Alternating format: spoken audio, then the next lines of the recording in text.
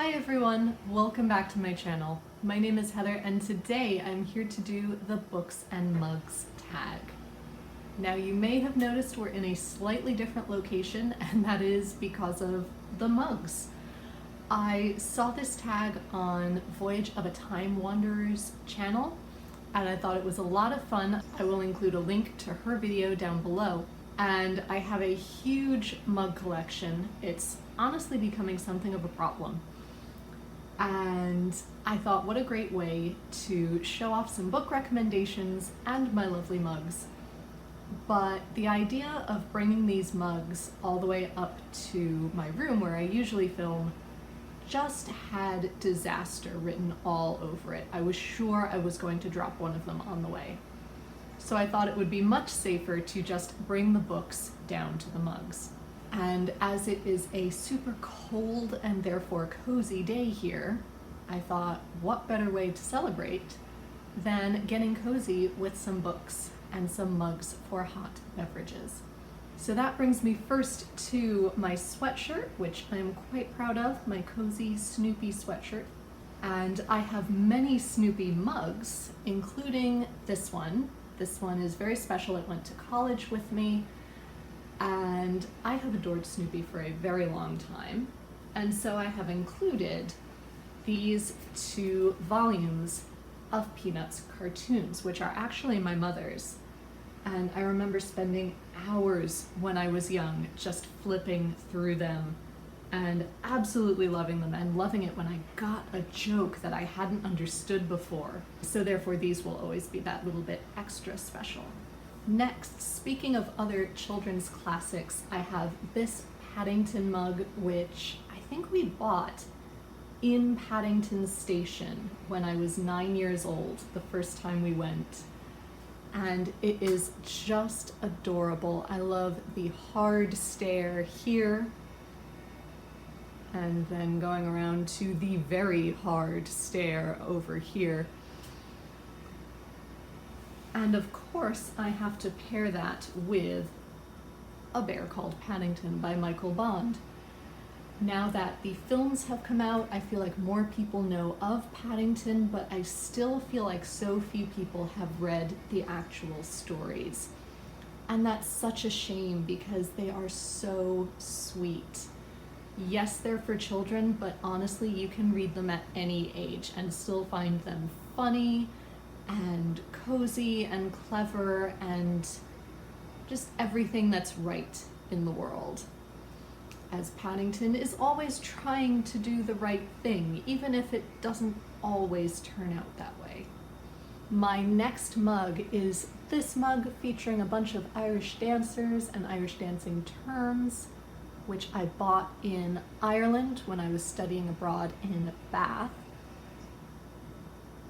And I have wanted one of these for absolute ages, so I was so pleased when I found it. And to go with this mug, I have chosen the book Kathleen the Celtic Knot by Siobhan Parkinson. This was a series, this was part of a series put out by American Girl when I was about 11 and 12 years old. And it was the series called The Girls of Many Lands. And it was for slightly older readers. And they took girls from all over the world, including China, Ethiopia, Alaska, before it was owned by the United States, Ireland, India, absolutely everywhere. I loved all of them, but Kathleen also has a very special place in my heart because I was an Irish dancer. And at the time, everyone had seen Riverdance, but no one really understood what it was actually all about. And so I adored reading this book and hearing about things that were so close to me and knowing that someone else got it. And that by reading this book, other people could finally understand everything that I felt about dance. This book takes place in Dublin in 1937, and Kathleen comes from a very large family. They don't have a lot of money, but she is desperate to dance. She is desperate to get her own dress and finally compete in a feis. But everything seems to be stacked against her. Her family's money troubles, the nuns at school don't understand. Of course it has a happy ending, but I just loved it nonetheless, and it therefore has a very special place in my heart, alongside this mug. Next, I have quite a few Jane Austen themed mugs because my friends and family know me very well. But I am very pleased to show off this mug, which is the same pattern as the Jane Austen embroidery that I still need to finish, featuring Jane Austen and a load of her characters from all of the novels. And this was a very lovely Christmas present from Marissa at Blatantly Bookish, and it is just beautiful, and tea tastes extra good coming out of it, which is just a lovely bonus. So to go with this mug, of course, I had to choose some of Jane Austen's novels. I love these Wordsworth editions because A, their covers are quite nice, but B, they have the Thompson illustrations from the 1880s, which I just adore. I had seen some of them for Pride and Prejudice, but I hadn't seen many from any of the other novels. So for example, here's Catherine Morland imagining herself being taken by 3 villains in horsemen's greatcoats. I just adore these. So I pulled Northanger Abbey and Sense and Sensibility because these are the 2 that I believe are going to be the group reads for Jane Austen July this year, given that we have done the other 4 main novels in the past 2 years. I could be wrong, but this is my guess based on process of elimination. And since Marissa is one of the hosts and Jane Austen July is the reason why we met and became such great friends, these just made a natural pairing. Next, I have a very silly choice, but one of my other favorite mugs, which was given to me by my friend and coworker Veronica, is my Emperor's New Groove mug. This is our favorite Disney movie. I have several others, but this is my favorite as an adult. So we have here Kronk and the squirrel, and across the back, squeaky, squeak, squeaker, squeakin'. Because of course Kronk speaks squirrel, he had to be well versed in all the woodland creatures. And so to go with this mug, I thought I would pull 2 of my favorite reads in Spanish, going with the other languages theme. So one of the 2 books that I read in Spanish that completely blew my mind was Bodas de Sangre by Federico Garcia Lorca, which translates to Blood Wedding. This I read in AP Spanish in my senior year of high school, and I was blown away by it. It is a surrealist play, which I didn't think I would enjoy until I actually read it. And it's not as strange and out there as, say, a Dali painting. It tells the story of a young woman whose father is obsessed with fertility, both the fertility of the land and the fertility of his women. He still carries a grudge against her mother, who is now dead because she was not terribly fertile. So he doesn't know which way she is going to go, but he is marrying her to a young man who comes from a very fertile and well-off family. However, she has fallen in love with someone else. And so then a Romeo and Juliet type plot ensues, interspersed with the moon arriving as a character halfway through the play. It is incredible. It is poetic, it is moving, it is emotionally engaging. I really, really enjoyed it. And you can find translations of this if you don't speak Spanish yourself. The other play, I just realized they're both plays, that I read that blew my mind was El Cid de las Niñas by Leandro Fernández de Moratín. And I read this when I studied abroad in Seville as in one of my literature courses. And this is an 18th century Spanish play about the changing attitudes towards marriage. Just like everywhere else in Europe, the younger generation was starting to want to choose their own spouses, whereas the older generation still hung on to the idea of arranged marriages like they had. And so it's about a young woman and her mother and the older man that her mother is trying to arrange a marriage to, but she doesn't want to. The young woman wants to marry his nephew instead. A, it was very funny, which I didn't expect, and B, it was incredibly feminist for the time. So I guess we would call it proto-feminist these days. But I absolutely loved it, so much so that I ended up writing an essay about it the next year for another of my Spanish classes when I was back in the States. So it's one of those that sticks with me. The final scene really sticks with me. Maybe it was because I had to read the older man's ultimatum about how we need to keep up with the times and let women make their own decisions. Oh, because I should have mentioned, the title translates to, there's no great way to translate it, but it's generally translated to The Maiden's Consent, which is still so topical. So I really, really highly encourage you to read these if you can read Spanish, or find a translation if you can. Next, I have a couple of Shakespeare mugs, but my favorite is this one, which is a collection of quotes about love from all of Shakespeare's various plays. And I love it because it includes 2 quotes from Much Ado About Nothing, which is my favorite. We have "Speak low if you speak of love," and "Some cupids kill with arrows, some with traps."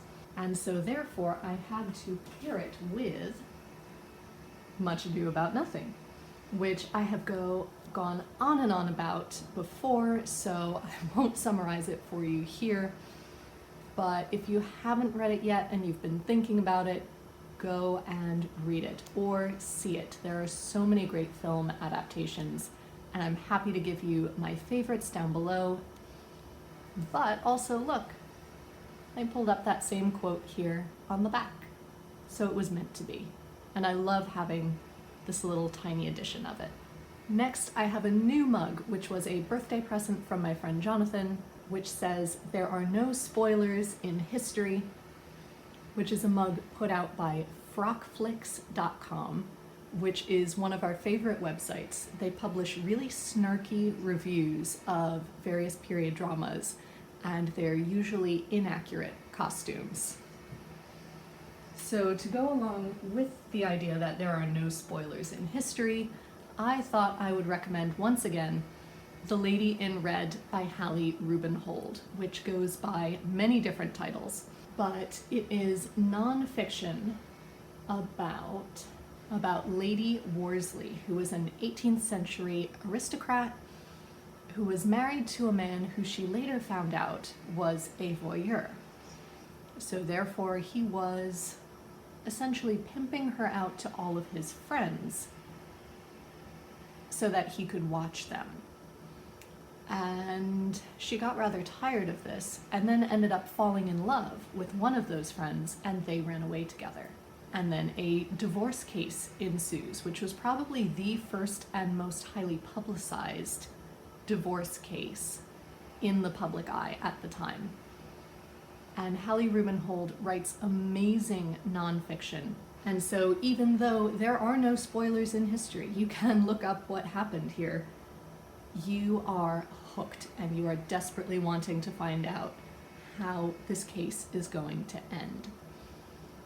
Plus, this was then turned into a period drama starring Natalie Dormer, which you can still find around online. And that period drama was called The Scandalous Lady W. Next, I have this mug, and I cannot remember what website I bought it from, but it says Stars Hollow, Connecticut, which is of course the town, the fictional town where Gilmore Girls takes place. And I do live in the state of Connecticut in a small town that I like to say is the real Stars Hollow, because it really does feel like Stars Hollow.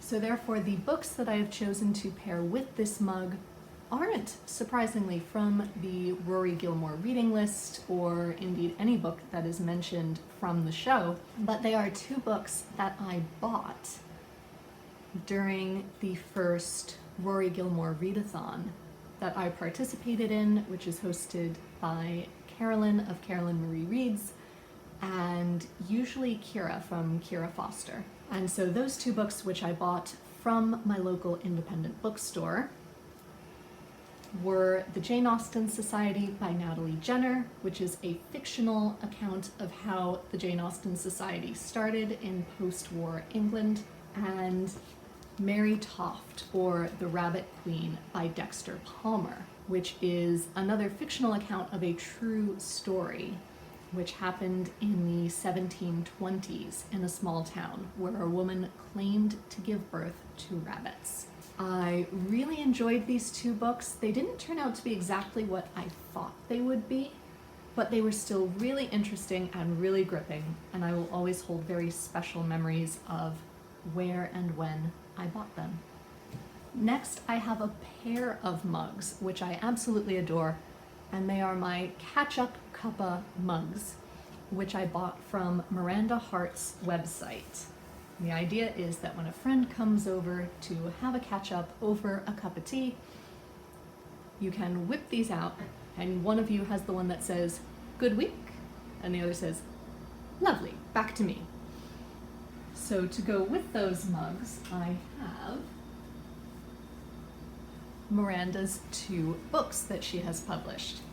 The first being Is It Just Me?, which is an account of all of the things that Miranda Hart has found very strange about being an adult and trying to explain them to her 18-year-old self.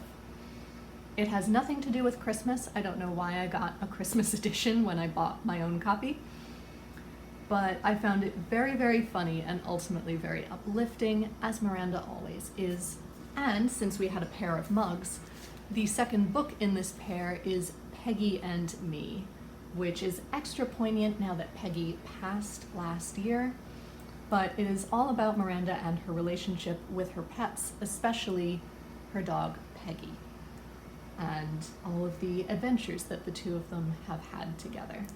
And the final mug that I have, I bought off of Redbubble many years ago, and it features a polar bear here on the front, and around the back it says, "Attention mes amis, regardez-vous le bear polar," which is a quote from something that is not technically a book, but you can still listen to it on Audible, so I'm throwing it in here anyway. And that is the radio series Cabin Pressure by John Finnemore. There were 26 episodes of this radio show broadcast about 4 people: Carolyn, the owner of MJN Air, her son Arthur, a very enthusiastic 28-and-a-half-year-old, the pilot Martin, played by Benedict Cumberbatch, and the second officer or co-pilot Douglas, played by Roger Allam, and their adventures in their plane named Gertie. This was a fantastic show. I still love listening to it.